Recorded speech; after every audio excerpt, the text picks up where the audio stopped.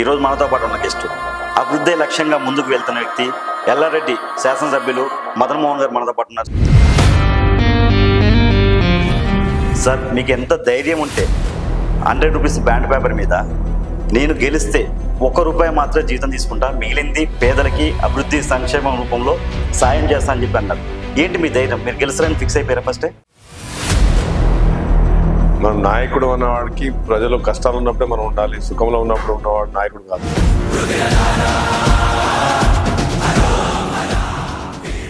జాజుల సురేందర్ గారు మీ మీద కొన్ని ఎలిగేషన్ తీసుకొచ్చాడు. ఒక జేసీబీ డ్రైవర్ దళితుడైనటువంటి ఇల్లును కూల్చేశారు ఎమ్మెల్యే గారు అని చెప్పి కొన్ని ఎలిగేషన్ చేయడం జరిగింది. నేను కక్షా రాజకీయాలకు ఎప్పుడు నేను దూరం.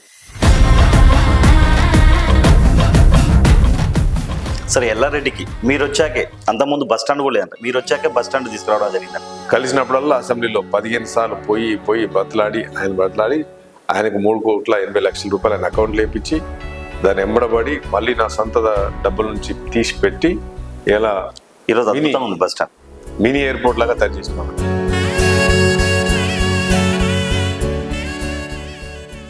రేవంత్ రెడ్డి జైలుకి వెళ్ళాడనే కక్షతోనే కేటీఆర్ని జైలు వేయాలని చూస్తుండే రేవంత్ రెడ్డిని. కేటీఆర్ జైలుకి వెళ్ళి 2 years అయిపోయింది. ఎన్నో విషయాల్లో ఫోన్ ట్యాప్ ఉన్నది. మదన్ మోహన్ రావు గారు ఎల్లారెడ్డి నియోజకవర్గాన్ని ఇప్పటి వరకు ఏం చేశారంటే ఏం చెప్తారు ఒక మాటలో? కంప్లీట్గా 100% అభివృద్ధి పదంలో ఈ ప్రాంతాన్ని తీసుకెళ్తా ఉన్నాం. సార్, 2029లో మళ్ళీ మీరు గెలుస్తారు 100%. నేను ఓపెన్ గా మీ మీడియాతో చెప్తాను. ఇప్పుడు నేను ఛాలెంజ్ చేస్తున్నాను. So I have no fear.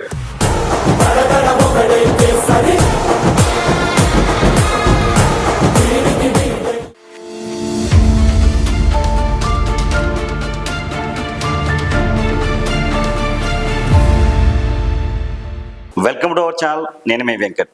ఈరోజు మనతో పాటు ఉన్న గెస్ట్ అభివృద్ధి లక్ష్యంగా ముందుకు వెళ్తున్న వ్యక్తి ఎల్లారెడ్డి శాసనసభ్యులు మదన్ మోహన్ గారు మనతో పాటు ఉన్నారు. సార్, నమస్తే సార్.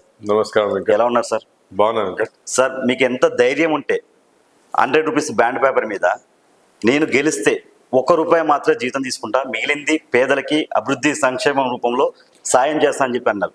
ఏంటి మీ ధైర్యం? మీరు గెలుస్తారని ఫిక్స్ అయిపోయారా ఫస్టే? ప్రజలకు మనం సేవ చేసినప్పుడు తప్పకుండా ప్రజలు మనం 100% ఆశీర్వదిస్తారని నాకు తెలుసు. ఎందుకంటే కోవిడ్ టైంలో నేను ఎంపీగా ఓడిపోయి 2000 తక్కువ మెజార్టీతోని, అంటే చాలా స్వల్పతో ఓడిపోయిన వ్యక్తిని. అయితే ఆ రోజు మనం ఎక్స్పెక్ట్ చేయాలి. కోవిడ్ వచ్చేసి, కోవిడ్ అనేది ప్రపంచానికి తెలియదు, మనకు కూడా కోవిడ్ ఎట్లుంటుందో తెలియదు ఆ పరిస్థితులు. ఎందుకంటే హాస్పిటల్ పోయిన తర్వాత, ఐసీయూ పోయిన తర్వాత బయటకు వచ్చే పరిస్థితి లేదు.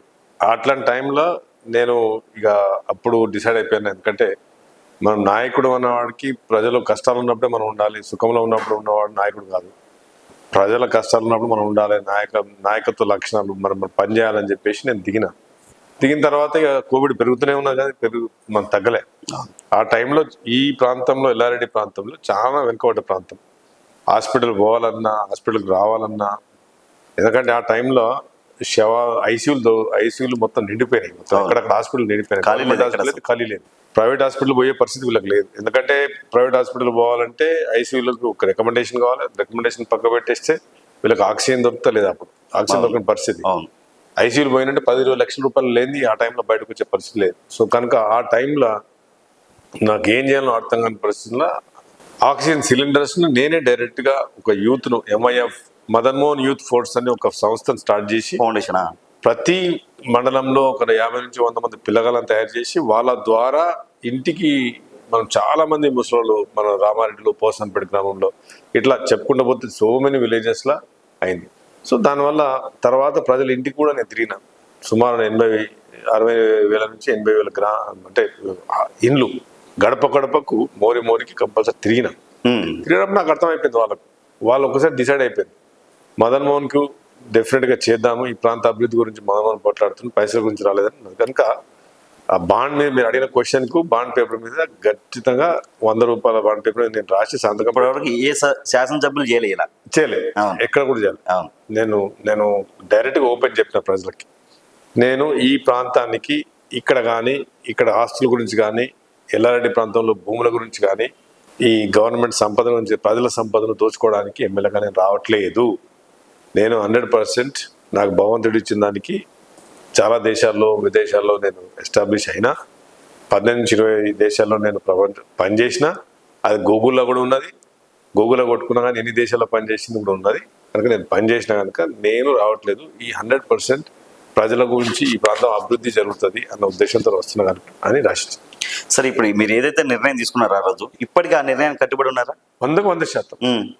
ఈ రోజు మీ జీతాన్ని ప్రజలకే ఈ రోజు ఎవరు కూడా ఈ రోజు ప్రతి ఒక్కరు కూడా తెలుసు, సార్ జేబులోకి వెళ్ళి పైసలు ఖర్చు పెడతారు కానీ సార్ ఒక్కరిని పట్టుకొని పీడించాడు. ఈ రోజు నా దగ్గర ఉన్న స్టాఫ్ చాలా మంది స్టాఫ్ ఉన్నారు. ఆ స్టాఫ్ అంతా ఎవరికి పనిచేస్తారు? ప్రజలకు పనిచేస్తారు. ఇలా తెలంగాణ రాష్ట్రంలో అత్యధిక ఎల్ఓసీలు ఎప్పుడైతే యాక్సిడెంట్లు అయిపోయి ఆపరేషన్ కావాలంటే ఇక్కడ చాలా పేదవాళ్ళు 50,000 కూడా కట్టే పరిస్థితి ఉండదు. గుడిసెలు అంటారు. వాడు సడన్ గా బైక్ యాక్సిడెంట్ అవుతుంది, తలకాయకి బ్రెయిన్ డ్యామేజ్ అవుతుంది, పక్షవాతం వస్తున్నది, బ్రేక్ అయిపోతుంది, కాలు ఫ్రాక్చర్ అవుతున్నది, కాలు మొత్తం కట్ అయిపోతుంది. అట్లాంటి పరిస్థితులు ఇక్కడ మా వాళ్ళు ఉన్నారు. 100 ఎల్ఓసీలు 1,00,000, 2,00,000, 3,00,000 ఇచ్చి మరి ఇదంతా పనిచేయడానికి ఒక వ్యవస్థ కావాలి. ఫామ్స్ ఫిలప్ చేయడానికి సిఎంఆర్ఎఫ్ అని చీఫ్ మినిస్టర్ రిలీఫ్ ఫండ్ సహాయనిధి కింద 4,000 నుంచి 5,000 చెక్కులు ఈ రోజుకు ఈ కాన్స్టిట్యూన్సీలో డిస్ట్రిబ్యూట్ చేసినాం. అంటే చెక్కులో తీసుకోవడం, పేపర్లు తీసుకొచ్చి ప్రాసెస్ చేసి మా వాడు ఇక్కడే ఉన్నాడు రమేష్, మా టీం అంతా ఉన్నది, వాళ్ళందరూ కష్టపడతారు, వెళ్తారు, సబ్మిట్ చేస్తారు, ఇవన్నీ చేయడానికి మరి వాళ్ళందరికీ డబ్బులు కావాలి. ఎంత గవర్నమెంట్ పే చేస్తలేదు నాకు, ఇదంతా నా సొంత డబ్బులు పే చేస్తుంది. తర్వాత చాలా మందికి ఇప్పుడు హాస్పిటల్లో పడ్డ వాళ్ళకి కూడా 20,000, 10,000. మా దేవాయపల్లి సతీష్ వాడు యూత్ ఉండే సడన్ గా ఆత్మహత్య చేసుకున్నాడు, పాయిజన్ తాగిండు, చనిపోయిండు పోయిన ఆదివారం. ఆ రోజు పైసలు కట్టే పరిస్థితి లేదు. మళ్ళీ కొన్ని డబ్బులు నేను పంపించి మళ్ళీ మా వాళ్ళు కూడా మా అధ్యక్షుడు కొన్ని డబ్బులు పెట్టి తీసుకొచ్చి ఆ రోజు బాడీని తీసుకొచ్చినాం. ఇట్లాంటివి చాలా చేస్తా ఉన్నాం. ఇక్కడ ఎవరైతే ప్రత్యర్థి ఉన్నారో జాజుల సురేందర్ గారు మీ మీద కొన్ని ఎలిగేషన్ తీసుకొచ్చాడు. ఒక జేసీబీ డ్రైవర్ దళితుడైనటువంటి ఇల్లును కూల్చేశారు ఎమ్మెల్యే గారు అని చెప్పి కొన్ని ఎలిగేషన్ చేయడం జరిగింది. మీరు ఏం చెప్తారు సార్? ఎందుకంటే ఇది ప్రజలకు తెలియాలని అడుగుతున్నాను.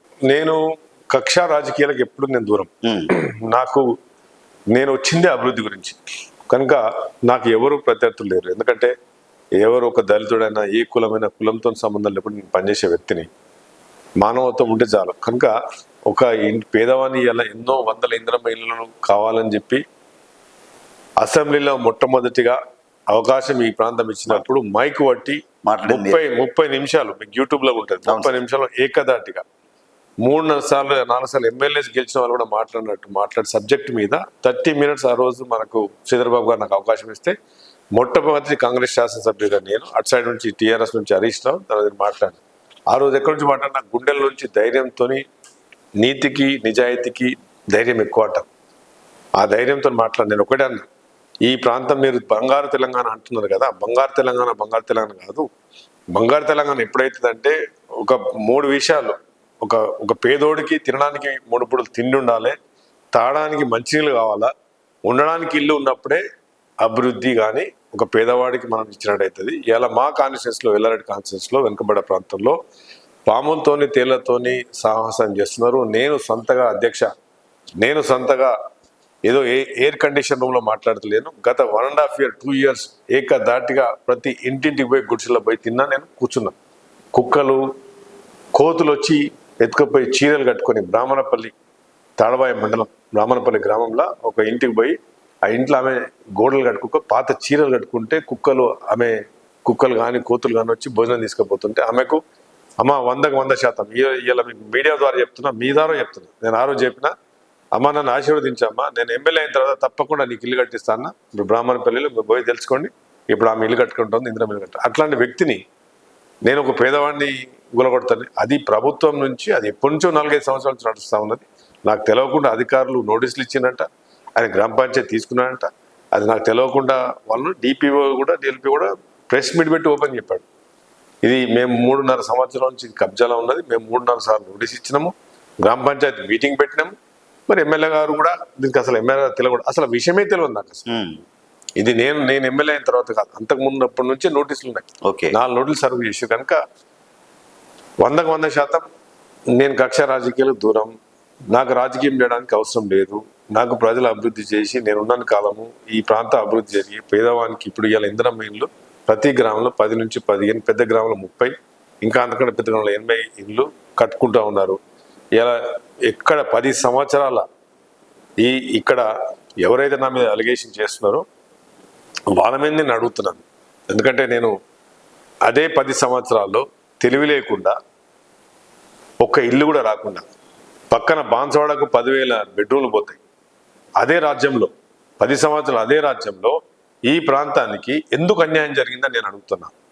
నేను అడిగేది ఓకే, నేను ఇప్పుడు మీరు అలిగేషన్ చేసింది కదా, no problem, I'm ready to take positive comments కానీ, నెగిటివ్ కామెంట్ కానీ, క్రిటిక్స్ కానీ. బట్ నేను అడిగేది ఒకటి, 10 సంవత్సరంలో మీదే రాజ్యం ఉంది కదా, మీదే ప్రభుత్వం ఉంది కదా, మీరే ఎమ్మెల్యేలు కదా, మరి బాన్సవాడకు 10,000 ఇల్లు ఇట్స్ ఆన్ రికార్డ్. మరి కామారెడ్డికి ఇల్లు పోతాయి, ఎల్లారెడ్డికి ఎందుకు రాదు? ఎల్లారెడ్డి అనేది ఎక్కడ ఉన్నది?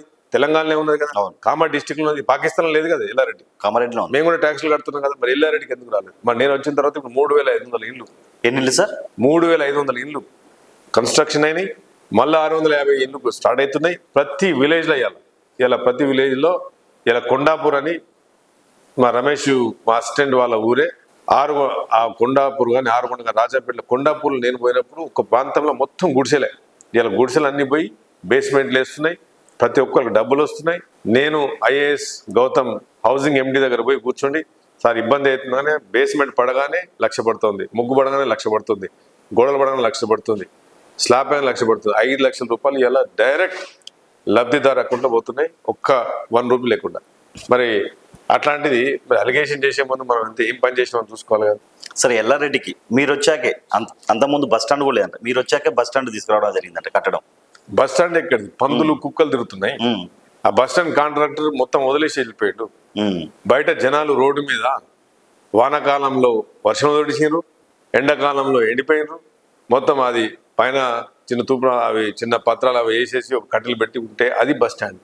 నేను వచ్చిన తర్వాత చూసిన తర్వాత ఘోరమైన పరిస్థితి. ఎన్నిసార్లు కాంట్రాక్టర్ ఫోన్ చేసినా కాంట్రాక్టర్ సార్ ఉన్న ఆస్తులన్నీ పెట్టేసిన, 3.5 కోట్లు పెట్టిన, కొబ్బరికాయ కొట్టిన పైసలు కూడా నాకు రాలేదు. నేను కాంట్రాక్టర్ ఉండి ఒక్క బిల్లు కాదు సార్, నేను కొబ్బరికాయ కొట్టిన పైసలు, ఊదిబత్తులు పెట్టిన పైసలు కూడా నాకు రాలేదు. నేను ఎట్లా బతకాలి సార్? నా ఇల్లు ఎన్పీలో పోయేటట్టుంది, నాన్ అసెట్స్ అంటారు కదా, బ్యాంక్ అసెట్స్ గా వాళ్ళు పోతున్నా సార్ అంటే, నేను తిరగని ఫైనాన్స్ మినిస్టర్ దగ్గరికి కలిసినప్పుడల్లా అసెంబ్లీలో 15 సార్లు పోయి బతలాడి ఆయనకు 3,80,00,000 రూపాయలు ఆయన అకౌంట్లు వేయించి దాన్ని ఎంబడబడి మళ్ళీ నా సొంత డబ్బుల నుంచి తీసి పెట్టి ఇలా బస్ స్టాండ్ మినీ ఎయిర్పోర్ట్ లాగా తయారు చేసినాం. పేదవాడి ఎయిర్పోర్ట్ అన్నది.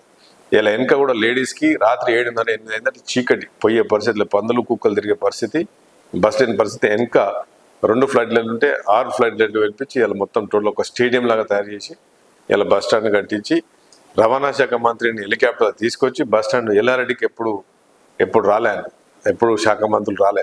పోతారు కామారెడ్డికి పోతారు, పోతే బాన్సవాడ పోతారు, ఎల్లారెడ్డికి ఎవరు రాలే. ఇలా ముఖ్యమంత్రిని కూడా హెలికాప్టర్ పెట్టి ఇలా హాఫ్ ఆఫ్ ది క్యాబినెట్ని including PCC president, Panchayati Raj minister, revenue minister, మరి ఒక ఎమ్మెల్యేస్తో పాటు ముఖ్యమంత్రి గారిని లింగంపేట గడ్డలో దింపాడు. ముఖ్యమంత్రి హోదాలు ఎప్పుడు ఈ కాన్స్టిట్యున్సీకి ఎప్పుడు రాలే. కేసీఆర్ ఒకసారి వచ్చిండు ప్రచారానికి, కానీ ప్రచారానికి వచ్చిండు, ముఖ్యమంత్రి పొజిషన్ పోయిన తర్వాత వచ్చిండు, ఒక నాయకుడిగా వచ్చిండు తప్ప ఒక ముఖ్యమంత్రి రాలేదు. ముఖ్యమంత్రి తెచ్చింది నేను, హెలికాప్టర్ తీసుకొచ్చి వరదలు వస్తున్నానే పోయి ముఖ్యమంత్రి కూర్చుని రాత్రి 2 గంటలకు అసెంబ్లీ నడుస్తుంటే కూడా సార్ రావాలి సార్, చాలా వరదలు కొట్టుకపోయారు. ఇలా చాలా వరద బాధితులకు ఇలా ఏదైతే మా దగ్గర 30 గ్రామాలు నారెడ్డిపేటలో ఉన్నాయో వాళ్ళకు కూడా నిన్నే కలెక్టర్ నాకు ఫోన్ చేసి, రోజు ఫోన్ చేస్తా ఉన్నాను, ముఖ్యమంత్రి గారిని అడుగుతా ఉన్నా. నిన్ననే కలెక్టర్ మొన్న కోడ్ రాకమని చెప్పాడు, సార్ శాంక్షన్ అయినాయి, ప్రతి ముంపు అయితే ఏవైతే అయినో మీరు ఇది పెట్టుకుందో ప్రతి ఒక్క రైతుకు ఇలా డబ్బులు వచ్చేసిన 26 crores కామారెడ్డి జిల్లాకు శాంక్షన్ అయిపోయినాయి సార్. ఎందుకంటే ఏదైతే వరి కొట్టుకపోయిందో వాళ్ళకి. ఇలా ఇదే పోయిన గవర్నమెంట్లో నేను ప్రతిపక్షంలో ఉన్నప్పుడు లింగంపేట గాంధార్ మండలంలో తిరిగిన మొత్తం వరి, ఇక్కడ పూట గడవాలంటే, నోట్లకు ముద్ద పోవాలంటే వ్యవసాయం చేయండి ఇక్కడ కాదు. ఇక్కడ ఇండస్ట్రీస్ లేవు, సాఫ్ట్వేర్ కంపెనీస్ లేవు, సర్వీసెస్ ఇండస్ట్రీ లేవు. పీపుల్ 100% డిపెండ్ ఆన్ బేసిక్ రైతు కూలీలుగా బతకాలి, చిన్న సన్నకారు రైతులు. ఈ 98% మంది ఇక్కడ వ్యవసాయం మీద బతుకులు. సార్, మీరు ఇప్పటివరకు ఎల్లారెడ్డి నియోజకవర్గానికి ఎలాంటి ప్రాజెక్టులు తీసుకొచ్చారు? నేను మొట్టమొదటిగా ఇక్కడ ఈ ప్రాంతానికి, ఎందుకంటే రోడ్డు చాలా ఘోరంగా ఉన్నాయి. నేను వచ్చిన తర్వాత నేషనల్ హైవే ఇక్కడ మెదక్ దాకా అయిపోయింది. ఈ హైవేని కంటిన్యూస్గా నేను వాళ్ళతో ఫాలోఅప్ చేసి ఇప్పుడు నేషనల్ హైవే తయారవుతుంది. ఎల్లారెడ్డి టౌన్లో పాత పెద్ద చెరువు అంటారు, అది ఎప్పటి నుంచో ఉండే. ఇక్కడ చిన్న కుటుంబాలు కూడా, ఫ్యామిలీస్ కూడా తిరగడానికి, ఒక వాకింగ్ చేసుకోవడం కానీ, కుటుంబంతో వచ్చి ఒక దగ్గర ఉందామన్న పరిస్థితి లేకుండా ఉంది. రోడ్డు మీద సైకిళ్ళు, పందులు, బైకులు తప్ప పిల్లలకు లే పరిస్థితి. అది ఇప్పుడు మినీ ట్యాంక్ బండ్గా ఇప్పుడు ఆల్మోస్ట్ వాకింగ్ ట్రాక్ అయిపోయింది. మళ్ళీ 4.5 కోట్లు పెట్టి మొత్తం టోటల్ గార్డెనింగ్ తయారు చేస్తున్నాం. బస్ స్టాండ్ కట్టించినాను, హాస్పిటల్స్ కంటిన్యూ అయిపోతా ఉంది. నేను వచ్చిన తర్వాత పాత కోర్ట్ భవనం అయింది. 100 బెడ్ల హాస్పిటల్. 100 బెడ్ల హాస్పిటల్ అది రెడీ అయిందా సార్? అది అయిందా? ఆల్మోస్ట్ రెడీ అవుతుంది. ఇంకో 3-4 monthsలో ఇంకా కంప్లీట్ అయిపోతుంది. ప్లస్ అక్కడ అది పాత గవర్నమెంట్లో వచ్చింది, దాన్ని కంటిన్యూస్గా అయిపోతే మళ్ళీ నేను తీసుకొచ్చి మళ్ళీ ఫైనాన్స్ మీట్లో పోయి పాత పెండింగ్ బిల్లు 4 కోట్లు ఇప్పించి మళ్ళీ కాంట్రాక్ట్ వస్తుంది, వర్క్ స్టార్ట్ చేయించినాను. కొత్త కోర్టు వచ్చింది. ఇప్పుడు మున్సిపల్ బిల్డింగ్, పాత బిల్డింగ్ కొత్తది కట్టిస్తున్నాం. ఈ హైవే కంటిన్యూ అవుతా ఉంది. తర్వాత ఇప్పుడు మనకు 100 acresలో అర్బన్ పార్క్ అని చెప్పేసి ఫారెస్ట్ డిపార్ట్మెంట్తో అది ఆల్మోస్ట్ రెడీ అవుతుంది. పిల్లలకి ఫారెస్ట్ మొత్తం ఎక్కడ వెళ్ళారు. సో ఇక్కడ కాకుండా 200 crores పెట్టి ఇంటిగ్రేటెడ్ స్కూలు లింగంపేట దగ్గర ప్రతి పేదవాడికి ఫస్ట్ క్లాస్ నుంచి 12వ తరగతి వరకు, ఇంక్లూడింగ్ ఫుట్బాల్ కానీ, లోపల సినిమా థియేటర్స్ కానీ కంప్లీట్ అది కూడా చేసినాను. ATC అని అడ్వాన్స్ టెక్నాలజీ సెంటర్, దానికి ఆర్టిఫిషియల్ ఇంటెలిజెన్స్ కానీ, డేటా సెంటర్ కానీ. ఇప్పుడు ఇంతకుముందు అంతా ITL మనం చదువుకున్నప్పుడు ITL ఒకప్పుడు కాలం చెల్లిన స్కిల్స్ అవి. ఇప్పుడు డేటా సైన్స్, డీప్ టెక్నాలజీని ATC కూడా ఆల్రెడీ స్టార్ట్ అయింది. 74 crores పెట్టి టాటా అసోసియేషన్తో, స్టేట్ గవర్నమెంట్తో బిల్డింగ్ కట్టడం అయిపోయింది. ఫస్ట్ బ్యాచ్ కూడా స్టార్ట్ అయిపోయింది. ఇక్కడ స్టార్ట్ అయింది, తాడవేల స్టార్ట్ అయింది. సో నేను ఈ ప్రతి ఊర్లో CC రోడ్లు వేయించిన. ఎండాకాలం ఘోరమైన పరిస్థితి, ఇక్కడ వాటర్ లేకుండే. సుమారు 480 బోర్లు వేయించిన అందరికీ. తర్వాత గాంధారిలో కూడా స్టేడియం గురించి అప్లై చేసిన. స్టేడియం ఆల్మోస్ట్ శాంక్షన్ అయిపోయింది, అక్కడ పిల్లలకు ఆడుకోవడానికి లేదు. తర్వాత తాడవాయిలో కూడా స్టేడియం ప్రపోజ్ చేసినాం. ఇట్లా ప్రతి మండలంలో, ఇప్పుడు నగర్ అనేది పెద్ద టౌన్, అక్కడ మెయిన్ రోడ్లు ఉండే డబుల్ రోడ్స్ వేయించినాం. గవర్నమెంట్ దగ్గర కొంత ఫైనాన్షియల్గా గవర్నమెంట్ ఇబ్బంది ఉన్నా కానీ నేను కింద మీద పడి అక్కడ నుంచి కాంట్రాక్ట్స్ బతలాడి అడిగి ఇవన్నీ ప్రాజెక్ట్స్ నడుస్తూ ఉన్నాయి. ఇప్పుడు అన్ని అండర్టేకింగ్ అవుతాం. సార్, గ్రామాలకి సరిపడా బస్సులు లేక ప్రజలు ఇబ్బందులు పడుతున్నారని చెప్పి కొంచెం వ్యతిరేకత అయితే ఉంది బస్సుల విషయాలు. మీరు దీన్ని ఎలా పరిష్కరిస్తారు? బస్సుల గురించి నేను 2-3 సార్లు RTC వాళ్ళ దగ్గర పోయినాను. ఎందుకంటే వరదలు వచ్చినప్పుడు RTC మొన్న MD గారిని కూడా కలిసినాను. MD గారు కలిసి మళ్ళీ స్పెషల్ 10 బస్సులు కావాలని చెప్పి నేను అడిగినాను. కొత్త బస్సులకి మళ్ళీ శాంక్షన్ చేస్తానని చెప్పి ఇప్పుడు ఆల్మోస్ట్ కొత్త బస్సులు 10 బస్సులు వస్తూ ఉన్నాయి. నా ఎల్లారెడ్డికే కావాలని చెప్తే నాయరెడ్డి గారు కూడా, MD నాయరెడ్డి గారు RTC MD నా క్లాస్మేటే. ఓకే. ఆయన IPS ఆఫీసర్, DIG హోదాలో ఉన్నాడు. ఆయన క్లాస్మేటే. ఆయన దగ్గరికి వెళ్ళి నేను అడిగితే ఇమ్మీడియట్గా మినిస్టర్ దగ్గర ఎండోర్స్మెంట్ చేసుకుని 10 బస్సులు కూడా కొత్త వస్తున్నాయి. ఎందుకంటే ఈ ప్రాంతంలో బస్సుల మీద ఆధారంగా ఉంటుంది కనుక అది. సరే, కాంగ్రెస్ పార్టీ బీసీలకి అన్యాయం చేసింది అంటారు. 42% ఏదైతే రిజర్వేషన్ ఉందో దాన్ని ఇవ్వకుండా GO 46ని తీసుకొచ్చి ప్రజలకి అన్యాయం చేసింది, స్థానిక ఎలక్షన్లకి వెళ్తుంది, ఇది కరెక్ట్గా అని చెప్పి ప్రతిపక్షాలు BRS కానీ BJP కానీ అంటారు. దీనిపై మీరేమంటారు? అసలు బీసీల గురించి వాళ్ళు మాట్లాడలేదు వరకు. ఇలా చిత్తశుద్ధితోని బీసీలు చేద్దామని 40% అని చెప్పి అసెంబ్లీలో చెప్పడం జరిగింది. మీ అందరు కూడా తెలుసు, హైకోర్టు పోయినాం, సుప్రీంకోర్టు దాకా పోయినాం, టెక్నికల్ ఇష్యూస్ తో. కానీ రేవంత్ రెడ్డి గారికి కావాలని డ్రామా ఆడారని చెప్పి ప్రతిపక్షాలు అంటున్నాయి కదా. డ్రామా ఆడినప్పుడు మేము బిల్లే పాస్ చేసినాం కదా. డ్రామా ఆడుంటే మాటలు చెప్పడం మీదే పాస్ చేశారు, మళ్ళీ కేసు వేయించారు అన్నమాట. కేసు మనం ఎందుకు కేసు అనేది ప్రజాస్వామ్యంలో anybody can go to court. ఎవరైనా కోర్టు పోవచ్చు, అది అధికారం ఉన్న డెమోక్రసీలో చేసుకోవచ్చు. అది హైకోర్టుకు పోయిందో సుప్రీంకోర్టుకు పోయింది కదా. అక్కడ నీకు ప్రతిపక్షాలు ఏంటంటే బీజేపీ ఏమో సుప్రీంకోర్టు వాళ్ళ కంట్రోల్లో ఉంది, వాళ్ళు మాట్లాడుకుంటా ఉన్నారు, వాళ్ళకంతా తెలుసు. బీఆర్ఎస్కి ఏమో ఎటుగాని పరిస్థితి, ఏడు పోవాలన్నా అర్థమవుతలేదు, ఏ నెరేటివ్ తీసుకుందామని అర్థమవుతలేదు. 3 ముక్కలుగా పార్టీ అయిపోయింది. అది 3 అధికారంలో చేతిలోకి వెళ్ళిపోతుంది పార్టీ. కనుక వాళ్ళు ఏంటంటే బీసీలు అన్యాయం చేసిందంటే, పాపం బీసీలు లేదు కదా. బీసీకి ఇప్పటికీ పార్టీ పరంగా కూడా 40% రిజర్వేషన్ చేసుకోవాలనేది పార్టీ సిద్ధాంతం. స్థానిక సంస్థల ఎలక్షన్లో కాంగ్రెస్ పార్టీ ఎక్కువ విజయాలు సాధించే అవకాశం ఉందంటారా? సర్పంచ్ విషయాలు అందరూ ప్రజల నుంచి కొంచెం వ్యతిరేకత ఉంది కదా సార్. అసలు ప్రజలు వెయిట్ చేస్తున్నారు. ప్రభుత్వం ఏదైతే ఉందో ఆ ప్రభుత్వం చేసుకున్నాం. ఇలా మా దగ్గర నా ప్రాంతంలో ఏకగ్రీవం ఎన్నుకున్నారంట కొన్ని ఊర్లు. ఎన్నో ఏకగ్రీవం అవుతున్నాయి. ఇప్పుడు మా గాంధార మండలంలో ఆల్మోస్ట్ 7-8 ఇప్పుడు ఆల్రెడీ అయిపోయినాయి ఏకగ్రీవం. ఇప్పుడు మొత్తం కాన్స్టిట్యూన్సీ వైజ్ 30-40 ఏకగ్రీవం అయ్యేటట్టుంది పరిస్థితి. ఎందుకు ఏకగ్రీవం అవుతున్నాయి? ప్రభుత్వం మీద వ్యతిరేకత ఉంటే ఏకగ్రీవం కావు కదా. ప్రతిపక్షం కొట్లాడుతుంది కదా, మనం పని చేస్తున్నాం అంటేనే ఏకగ్రీవం అయినట్టు కదా. మీ నియోజకవర్గాలు ఎన్ని సర్పంచులు ఉన్నారు సార్ గ్రామాలు? 230 జీపీలు ఉన్నాయి. ఓకే. 230 జీపీలు ఉన్నాయి. దాంట్లో ఇప్పుడు మీరు అడిగింది కాంగ్రెస్ ప్రభుత్వం ఏం చేస్తుందని అడిగింది కదా పేదవాళ్ళకి. ఫస్ట్ ఇల్లు కట్టిస్తున్నాం. ఇందిరమ్మ ఇల్లు ఆల్మోస్ట్ అయిపోయినాయి. గృహ ప్రవేశాలు కూడా నేను చేస్తున్న పర్సన్లు వాళ్ళు చేసుకుంటున్నాం. ఓకే. 2, ఇక్కడ చాలా మందికి రేషన్ కార్డ్స్ ఉన్నాయి ఇక్కడ. ఎందుకంటే దే ఆర్ నాట్ రిచ్, డబ్బులు లేవు జనాల దగ్గర. రేషన్ కార్డు వస్తుంది. సన్న బియ్యం 6 కిలోలు పక్కా వస్తున్నాయి. ఇంకా చాలామంది రైస్ పండిస్తారు. అందరికీ బోనస్ పడతా ఉంది. రైస్ ఇమ్మీడియట్గా రైస్ మిల్కి పోతా ఉంది. కలెక్షన్ రైస్ సెంటర్లో కలెక్షన్ అయితే ఇమ్మీడియట్గా పైసలు పడతా ఉన్నాయి. నెక్స్ట్ 2 డేస్లో పడుతున్నాయి. మీకు మొన్ననే మీరు రైతు భరోసా కూడా పడింది. మళ్ళీ కూడా మన సీఎం గారు చెప్పిన రైతు భరోసా మళ్ళీ ఇస్తా అని చెప్తా ఉన్నాడు. ఇప్పుడు రేషన్ కార్డులు ఇచ్చిన 10 సంవత్సరాల నుంచి లేవు. ఇందిరమ్మ ఇండ్లు అసలు లేవు మా దగ్గర. అవి ఇచ్చినాం. సన్న బియ్యం ఇచ్చినాం. 200 యూనిట్ల ఫ్రీ కరెంట్ వస్తూ ఉంది. 500 రూపీస్ సిలిండర్ వస్తుంది. ప్రజల్లో ఉంది. ఉచిత బస్సు నడుస్తూ ఉన్నది. సార్ చాలా మంది మహిళలు తులం బంగారం ఎప్పుడు ఇస్తారు కాంగ్రెస్ వాళ్ళు, మహిళలకు 2500 ఎప్పుడు ఇస్తారని చెప్పి అడుగుతున్నారు. మరి దీనికి ఏమంటారు? వాస్తవం. ఎందుకంటే సెక్స్ గ్యారంటీస్ లో చెప్పడం జరిగింది, కాంగ్రెస్ పార్టీ చెప్పడం జరిగింది. ఇస్తారా సార్? అవుతాయని సాధ్యమా? ముఖ్యమంత్రి గారు ఇప్పుడు ఎందుకంటే ఫైనాన్షియల్ ఇబ్బందులు డెఫినెట్ గా మహిళలకు ఇవ్వాల్సిందని ముఖ్యమంత్రి గారు దానిలో ఉన్నారు. ఎందుకంటే నేను కూడా గ్రామాల్లో వెళ్ళినప్పుడు నన్ను అడుగుతా ఉన్నాను, సార్ 2500 ఎప్పుడు ఇస్తారు, మాకు ఇస్తారండి. తప్పకుండా అమ్మ, ఇది స్టేట్ పాలసీ, రాష్ట్ర పాలసీది, ఒక మైనారిటీ కాన్స్టిట్యూన్సీ కాదు. డెఫినెట్ గా మేము కూడా ముఖ్యమంత్రి గారిని అడుగుతా ఉన్నాం. ఆయన కూడా ఒక్కొక్కటి చేసుకుంటూ వస్తున్నాం. అవును, ఇప్పుడు వచ్చింది ఇప్పటికీ రేపటికి 2 ఇయర్స్ అవుతా ఉంది, 24 months అవుతా ఉంది.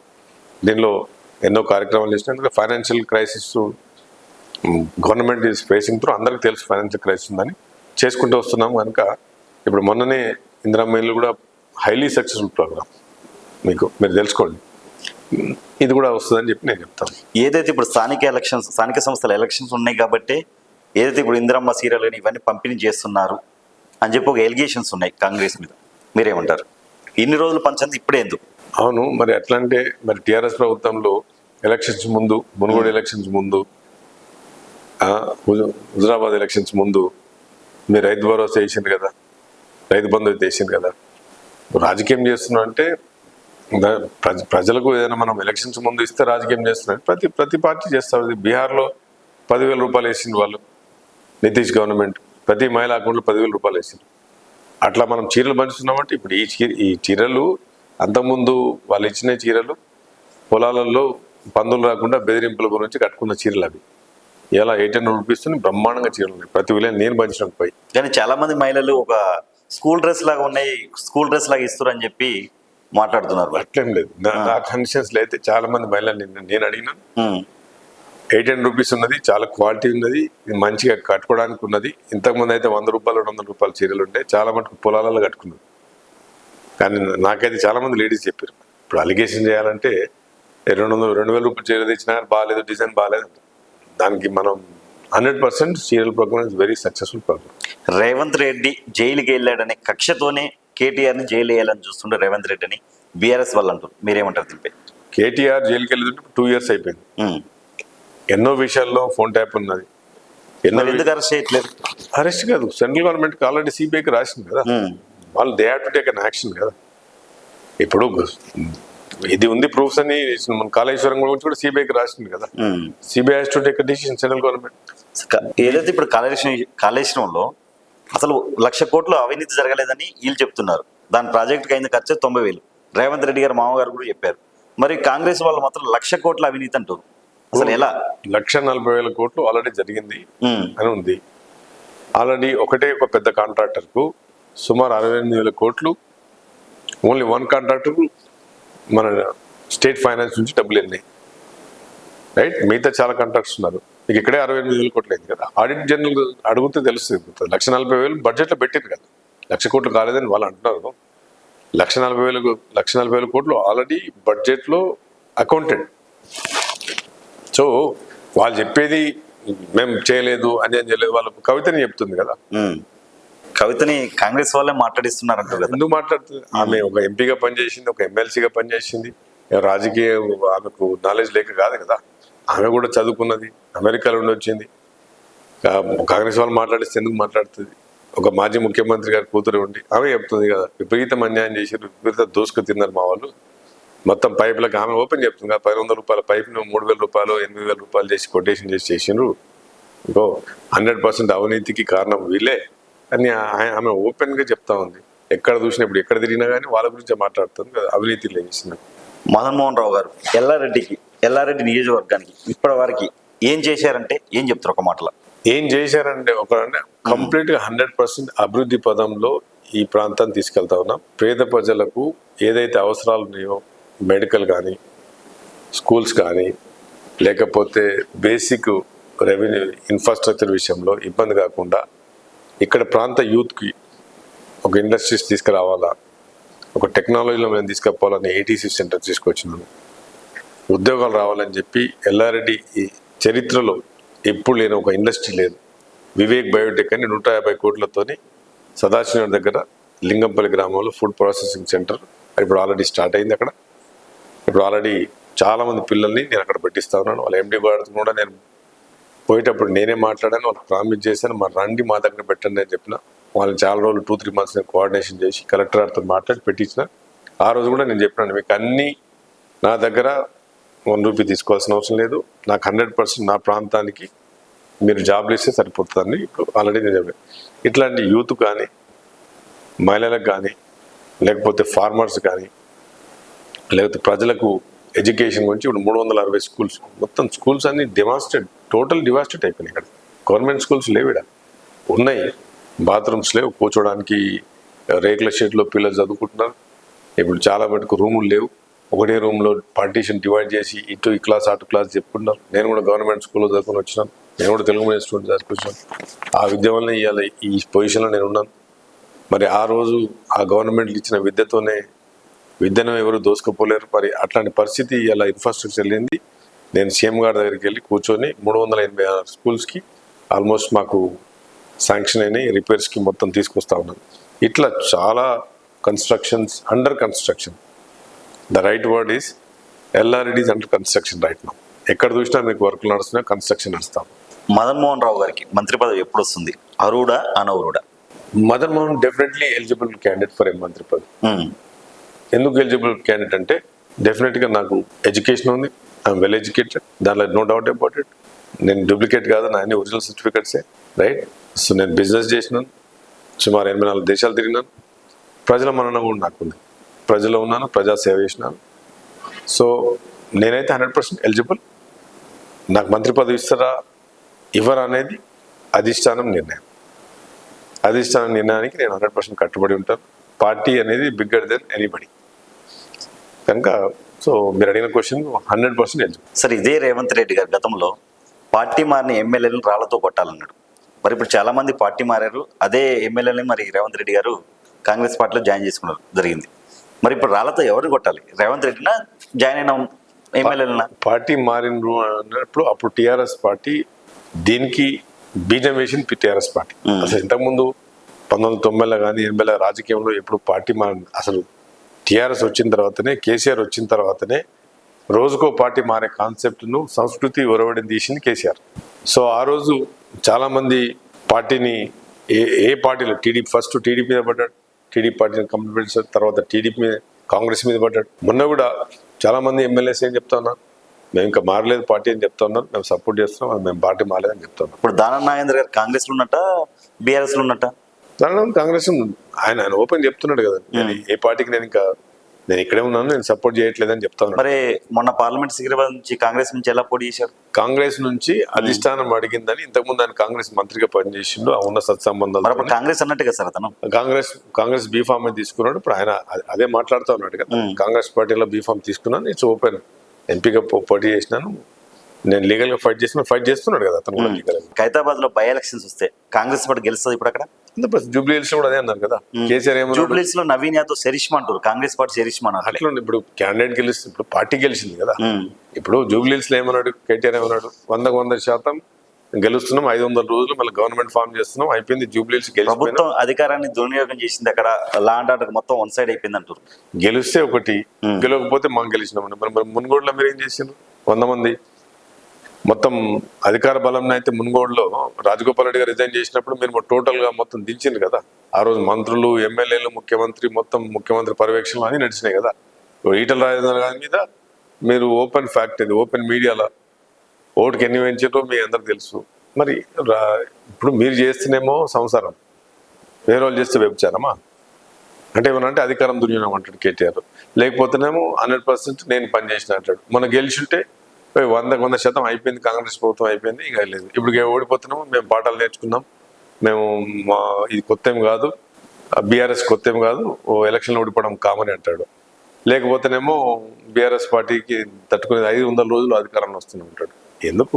ఇప్పుడు ఎవరైతే దానం నాగేంద్ర గారు ఉన్నారో, నేను పోటీ చేయను, అక్కడ ఏ క్యాండిడేట్ని పెట్టి నేను గెలిపిస్తాను, నాకు ఎమ్మెల్సీ ఇచ్చి మినిస్టర్ ఇవ్వండి అని చెప్పి మంతనాలు జరుపుతుంది తెలుస్తుంది. అంటే ఏంటి, ఓడిపోతాను భయంతో.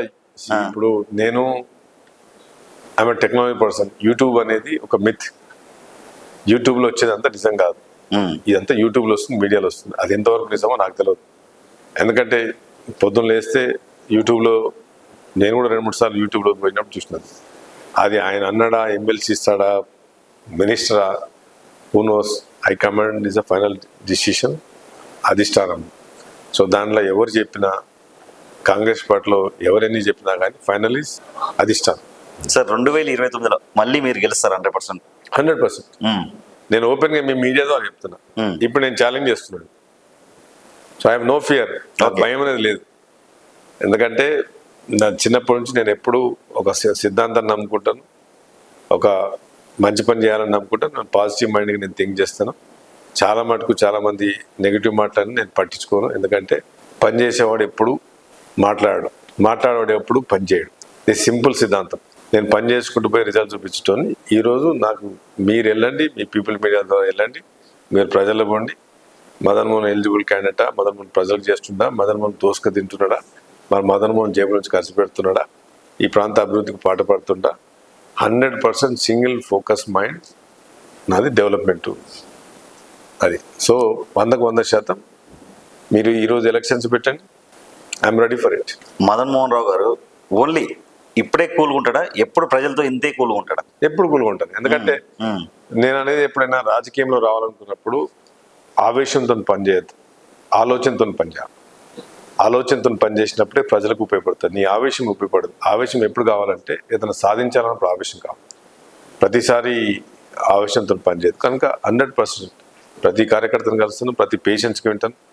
ఎందుకంటే మనం వచ్చిందే ప్రజలతో మాట్లాడడానికి, ప్రజలతో ఉండడానికి. ఎందుకంటే నేను ఈ వేరే రాజకీయ నాయకుల్లాగా కాదు. ఎందుకంటే I done with my life. మంచి వెరీ ఎంగేజ్లో నాకు సక్సెస్ వచ్చింది. ఈ సక్సెస్ ఎవడో భిక్ష పెడితే రాలేదు. మదన్ మోహన్కు దమ్ము ధైర్యం ఉన్నది, ఆత్మగౌరవంతో ఒక ఉపాధ్యాయుని కొడుకు బయటకు వచ్చినాను. అఫ్ కోర్స్ 101% నా సెల్ఫ్ సాటిస్ఫాక్షన్తో నాతో ఒక ఇవాళ మదన్ మోహన్ ఇంత పైకి వచ్చిన అనట్లేదు. నాకున్న టీంతో అందరు కలిసి, మా వాళ్ళు అందరూ కలిసి నాకు పనిచేసేట్లో టీం వర్క్ అనేది సక్సెస్ఫుల్ వర్క్. అది లీడర్షిప్లో టీం వర్క్ లేదు, ముందుకు పోలేవు. ఒక మంచి పని చేయలేడు, బిజినెస్లో అయినా కానీ, రాజకీయంలో కానీ. You need a team. So early stage of my లైఫ్లో వచ్చింది. I have seen everything in life. Sir ఒక్క మాటలో రేవంత్ రెడ్డి గారి గురించి చెప్పాలంటే ఏం చెప్తారు? రేవంత్ రెడ్డి ఆయన వెరీ వెరీ ఫోకస్ మ్యాన్. ఆయన ఏదైతే కావాలనుకున్నాడో, ముఖ్యమంత్రి కావాలి రాష్ట్రానికి అనుకున్నాడు, ముఖ్యమంత్రిగా అయ్యాడు. వెరీ ఎంగేజ్డ్ అయ్యాడు. సో నాకు ముఖ్యమంత్రి గారు రేవంత్ రెడ్డి గారు 20 సంవత్సరాల నుంచి పరిచయం. నాకు ఈరోజు ముఖ్యమంత్రి కాదు, అమెరికాలో ఉన్నప్పుడు కూడా మా ఇంటికి కూడా వచ్చిండు. నా పాత పరిచయమే. నేను ఆ రోజు రాజకీయాలు వస్తాను, అప్పటి నుంచి కూడా ఆయన సింగిల్ ఫోకస్డ్గా ఉన్నాడు. ప్రజలకు నేను నాది ఫుల్ టైం జాబ్ రాజకీయం అని చెప్పాడు. నేను ఏ రోజు తెలంగాణ ముఖ్యమంత్రి అవుతానని ముఖ్యమంత్రి అయ్యాడు. 100% ఈజ్ వెరీ ఫోకస్డ్. కేసీఆర్ గురించి చెప్పాలంటే కేసీఆర్ ఈజ్ డెఫినెట్లీ లీడర్. ఈరోజు తెలంగాణ రావడానికి 100% played a major role. KCR అనేది డెఫినెట్గా part of the Telangana history. అది దాన్ని మనం చరిత్రను మనం రాలేము. 100 తెలంగాణ రావడానికి ఈ ప్లేడ్ ఎ మేజర్ రోల్. మీరు గతంలో టీడీపీ పార్టీలో కూడా ఉండడం జరిగింది. చంద్రబాబు గురించి ఏం చెప్తారు ఒక మాటలో? చంద్రబాబుతో ఏంటంటే hard worker. Chandrababu is a very focused ఉండి డెవలప్మెంట్ గురించి ఆలోచిస్తాడు. టెక్నాలజీ మీద ఆయనకి ప్రేమ ఎక్కువ. సో కనుక డెఫినెట్గా చంద్రబాబు కింద పనిచేస్తే మాత్రం హార్డ్ వర్క్ అనేది ఏ విధంగా ఉండాలి, దానికంటే ఎక్కువ డిసిప్లిన్, క్రమశిక్షణ. క్రమశిక్షణ అనేది తెలుగుదేశం పార్టీలో చాలా బ్రహ్మాండంగా ఉంటుంది. సార్ మీరు ఎల్లారెడ్డి నియోజకవర్గానికి ప్రజలకు ఏం చెప్పాలనుకుంటారు చివరిగా? నేను ప్రజలకు చెప్పేది ఏంటంటే, ఈ ప్రాంతంలో మనం పుట్టినందుకు, ఈ మట్టి మీద మనం ఉన్నందుకు, ఈ నీళ్లు మనం తాగినందుకు 100% ఈ ప్రాంత ప్రజలకు మనం పనిచేయాలి. మనం ఈ ప్రాంతం ఎన్నో సంవత్సరాల నుంచి 40 సంవత్సరాల నుంచి వెనుకబడ్డ ప్రాంతం. బికాస్ మేజర్ ప్రాబ్లం ఏంటంటే, ఈ ప్రాంతంలో రవాణా సంస్థ లేకపోవడం వల్ల ఈ ప్రాంతం వెనుకబడ్డది, అంత తప్ప ఇంకేం లేదు. రవాణా ట్రాన్స్పోర్టేషన్ సిస్టమ్, రోడ్ సిస్టమ్ సరిగ్గా ఉన్నప్పుడు ఆటోమేటిక్గా నేను ఎమ్మెల్యే అయిన తర్వాత నాకున్న అమెరికా సంబంధాలు, వేరే బిజినెస్ రిలేషన్స్ చాలా మందిని అడిగాను, ఇండస్ట్రీస్ పెట్టమని, టెక్నాలజీ రమ్మంటే కూడా వాళ్ళు గూగుల్ మ్యాప్లో చూసిండ్రు, నాకు చూసి చెప్పిండ్రు, ఇది ఇక్కడ మీకున్న రోడ్స్తోని మేము ఇండస్ట్రీస్ పెట్టలేము, మేము సంస్థలు పెట్టలేము, ఎందుకంటే ఇది వెరీ నేరో రోడ్స్ ఉన్నాయి అన్నారు. ఆ రోజు నేను రియలైజ్ అయ్యాను, ఈ ప్రాంత అభివృద్ధి కావాలంటే రోడ్స్ కావాలి. అందుకొరకు ఇక్కడ మీకు మెదక్ నుంచి ఇప్పుడు హైవే వెళ్తా ఉన్నది, హైవే వర్క్ నడుస్తూ ఉన్నది, మీరు చూడండి. నేను వచ్చిన తర్వాతనే ఈ వర్క్ ఫుల్ స్పీడ్గా నడుస్తూ ఉంది. ఇక్కడ కూడా కామారెడ్డి టు ఎల్లారెడ్డి కేకేవై రోడ్ అంటారు, కరీంనగర్ కామారెడ్డి ఎల్లారెడ్డి, దాని గురించి నేను అసెంబ్లీలో 3 సార్లు మాట్లాడినా. నేను గడిగడి దగ్గర కూడా ఫైల్ వెళ్ళింది, ఇది నేషనల్ హైవే కింద తీసుకురావాలని దాని గురించి కొట్లాడుతూ ఉన్నాను. ఈ 2 రోడ్లు కనెక్ట్ అయిపోతే ఈ ఎల్లారెడ్డి మొత్తం అభివృద్ధి అయిపోతుంది. ఒకతను ఇందాక మేము చూసాం సార్, అమెరికా నుంచి వచ్చాడు, అతను ఎవ్రీ ఇయర్ వస్తుంట, ఎప్పుడు వచ్చినప్పుడు ఈసారి కూడా డెవలప్ అవ్వాలి, ఈసారి కూడా డెవలప్ అవ్వాలి అంటాడు. మీరు వచ్చాక డెవలప్ అయిందని చెప్పడం జరిగింది మాకు. సుధాకర్ అని ఎవరు ఒక వ్యక్తి, సీనియర్ సిటిజన్. నేను సియాటిల్లో మొన్న ఏదో సభకి వెళ్ళినప్పుడు నన్ను స్టేజ్ మీద పిలిచాను, ఎల్లారెడ్డి ఎమ్మెల్యే అని చెప్పి నన్ను, బికాస్ అందరికి పరిచయం కదా పిలిచారు, నన్ను స్పీచ్ ఇవ్వమంటే మాట్లాడారు. అప్పుడు ఆయన ఎల్లారెడ్డిలో పుట్టి ఇక్కడే చదువుకొని 30 years కింద వెళ్ళిపోయాడు, 35 years. ఫస్ట్ వెళ్ళినట్టే అమెరికాకి అతనే. ఫస్ట్ ఎల్లారెడ్డి నుంచి వెళ్ళిన, అమెరికా నుంచి వెళ్ళిన వ్యక్తి అతను, జేఎన్టీలో గోల్డ్ మెడలిస్ట్ ఆయన. ఆయన ఎల్లారెడ్డి అనేసరికి చాలా సంతోషం ఉంది, కిందికి వచ్చి నన్ను మాట్లాడాడు. ఈరోజు వచ్చిండు. ఆయన ఏమంటున్నాడంటే 35 years నుంచి ఈ ప్రాంతంలో నేను పుట్టినాను, వచ్చిపోతాను, అమెరికా పోయి 30 సంవత్సరాలు అయింది, వచ్చిపోతాను, ఏ రోజు కూడా డెవలప్ కాలేదు. మా తమ్ముళ్ళని కూడా నేను చెప్పిన, మీతో కూడా మాట్లాడినట్టున్నాడు కదా, ఆయనదే అంటున్నాడు, ఎల్లారెడ్డి ఈజ్ అండర్ కన్స్ట్రక్షన్, చాలా బాగా అవుతుంది, నిజంగా చేంజెస్ కనిపిస్తున్నాయి ఇప్పుడు, నాకు హ్యాట్స్ ఆఫ్ అని చెప్తున్నాడు. Thank you so much sir, మాకు విలువైన టైం ఇచ్చినందుకు. లైక్ చేయండి, షేర్ చేయండి, సబ్స్క్రైబ్ చేయండి. మరిన్ని వీడియోల కోసం బెల్ సింబల్ పై క్లిక్ చేయండి.